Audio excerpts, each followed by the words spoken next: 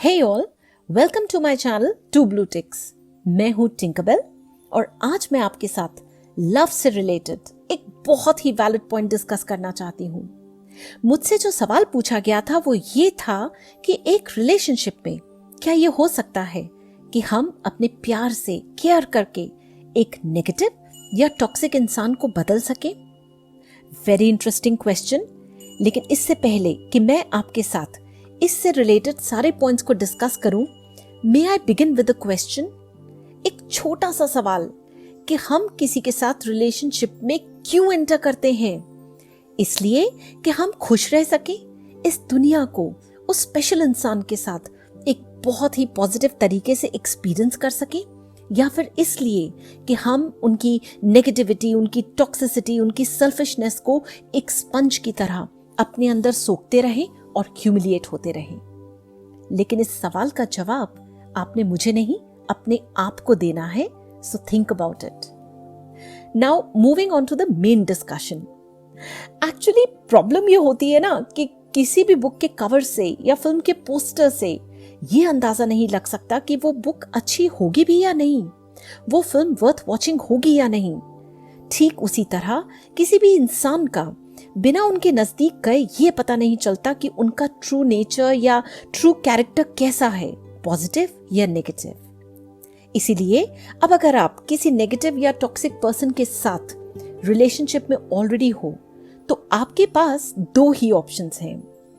Option A, आप immediately उस toxic relation को खत्म कर दो। ऑप्शन बी, आप उस रिलेशनशिप को वक्त दो ये देखने के लिए कि क्या आपके लव एंड केयर से वो इंसान बदल सकता है। Well, let's discuss option A first. The reason why we should immediately end this form of toxic love is कि वो इंसान बदले ना बदले, आप जरूर बदल जाओगे। आप तो अपनी तरफ से प्यार भी दोगे, केयर भी करोगे, लेकिन वो इंसान ना तो उस लव एंड केयर को अप्रिशिएट करेगा, ना ग्रैटिट्यूड रखेगा, ना ही वो आपको लव एंड केयर वापस देगा। और प्यार देते देते एक दिन आप अंदर से खाली हो जाओगे। कहाँ तो आप एक हंसमुख, खुश मिजाज, लविंग एंड केयर करने वाले इंसान थे, और कहाँ आप एक एम्प्टी, सैड, डिप्रेस्ड इंसान बन जाओगे।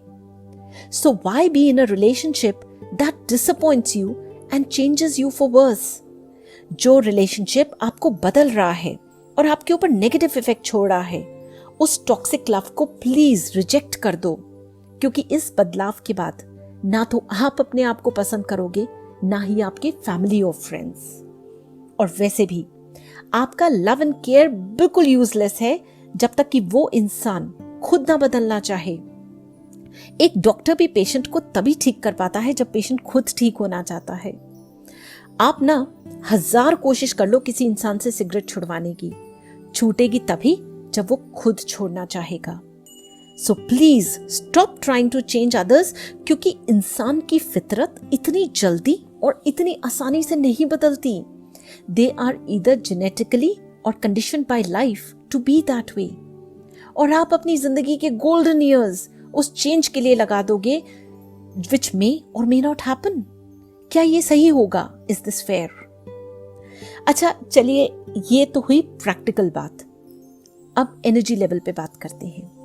जिद में आके या अपनी धुन में अगर आप अपनी अटेंशंस और एनर्जीज उस एक टॉक्सिक इंसान पे फोकस रखते हो, तो आपकी खुद की एनर्जीज, आपकी खुद की पावर किसी और अच्छे इंसान को आपकी लाइफ में आने से रोक देंगी। कोई ऐसा इंसान जो आपकी जिंदगी को बेहतरीन बना सकता है, वो सामने होते हुए भी आपको नजर नहीं आएगा। So let go and open yourself to the universe and let the best person meant for you enter your life. Positivity और हैप्पीनेस को अट्रैक्ट करो, अपने जैसा एक अच्छा इंसान अट्रैक्ट करो, और जो आपकी लाइफ में होना डिजर्व नहीं करते उन्हें फिल्टर कर दो अपनी लाइफ से। Be firm about what you deserve and do not lower your standard. अपने लिए बेस्ट विश करो। वेल, ये तो थे points covering option A. Now let's move on to option B, जहां आप उस रिलेशनशिप को कंटिन्यू करके अपने लव एंड केयर से उन्हें चेंज होने का मौका देना चाहते हो।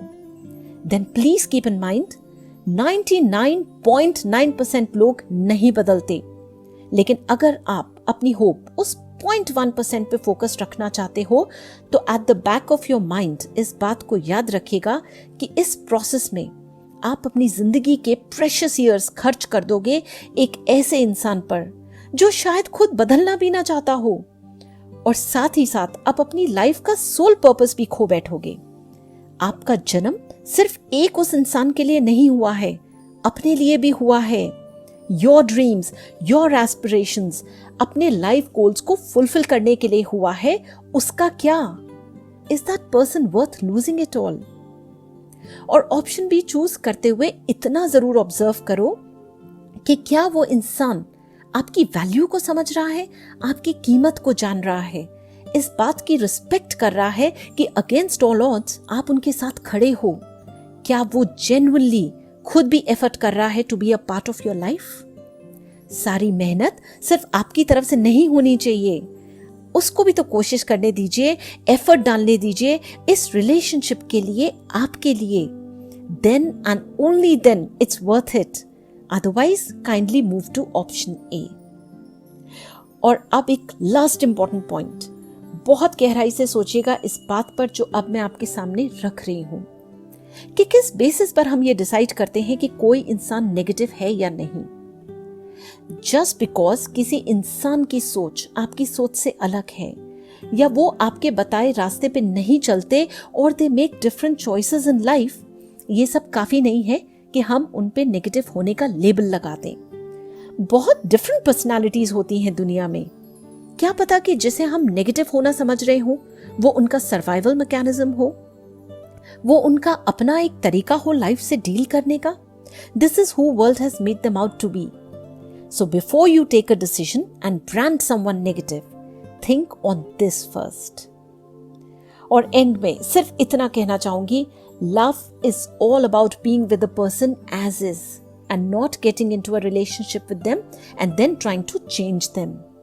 This never works. आपको एक दूसरे के साथ खुशी खुशी कोएग्जिस्ट करना है, अलग अलग पर्सनालिटीज होने के बावजूद।